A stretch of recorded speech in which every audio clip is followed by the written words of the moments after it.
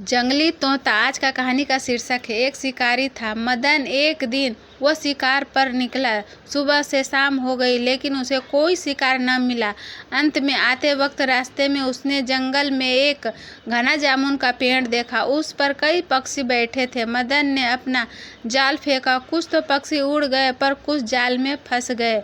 उनमें से एक तोता बहुत सुंदर था। वह जाल में अपने आप को फंसा देख घबरा गया और तोते ने मदन से कहा, मैं तो ठहरा इतना सा छोटा प्राणी, मेरी जान बख्श दे, छोड़ दे मुझे, मेरे भी तो बच्चे हैं छोटे छोटे, वे मेरा इंतजार कर रहे होंगे। मदन ने जब तोते से इतना सब कुछ सुना तो उसको पक्षी पहली बार किसी शिकार पर तरस आया। उसने सोचा क्यों न इसे बेच दूं, जिससे तोते की जान भी बच जाएगी और मुझे दाम भी मिल जाएंगे। ऐसा सोच शिकारी तोते को बाजार ले गया।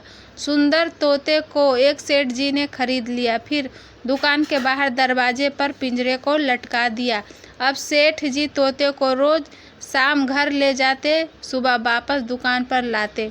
पर कुछ दिनों के बाद उनका मन तोते से उब गया। एक दिन सेठ जी तोते को पिंजरा लिए हुए ही सब्जी मंडी चले गए। वहाँ तोते की नज़र मिर्ची पर पड़ी तो कहने लगा, मिर्ची मिर्ची। सब्जी वाले को तोते की ऐसी बोली सुन अच्छा लगा। उसने तोते को खरीदने की ठान ली। सब्जी वाले ने सेठ से 20 टके में तोता खरीद लिया। सब्जी वाला तोते को पिंजरे सहित घर ले गया। उसके परिवार में 3 सदस्य थे, स्वयं पत्नी व एक पुत्र जिसका नाम था सूरज। एक दिन नगर के राजा भ्रमण पर निकले। उनके आने पर प्रजा उनके स्वागत के लिए रास्ते में खड़ी थी। सूरज भी तोते के साथ अपने घर के दरवाजे पर खड़ा था। राजा के पास आते ही तोता बोला, राजा की विजय हो, राजा की विजय हो। तोते की ऐसी मधुर व शुभ वाणी सुन राजा अचरज में पड़ गया। तोता राजा से के हाथ में आते ही कहने लगा, मेरे मालिक राजा हैं, मेरे मालिक राजा हैं।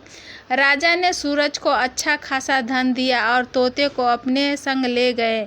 अब राजा राजमहल में तोते को हर समय अपने पास रखते, पर कुछ दिनों में तोता उदास सा रहने लगा। जब राजा ने उस तोते से उसकी उदासी के बारे में उससे पूछा तो उस तोते ने अपना सारा किस्सा राजा को बता दिया। दूसरे दिन ही राजा ने राजमहल की छत पर जाकर आकाश में तोते को उड़ा दिया। तोता उड़ते हुए कहने लगा, राजा की शुक्रिया, राजा का शुक्रिया। तोता उड़ता हुआ जंगल में अपने परिवार व बच्चों के पास पहुंच गया।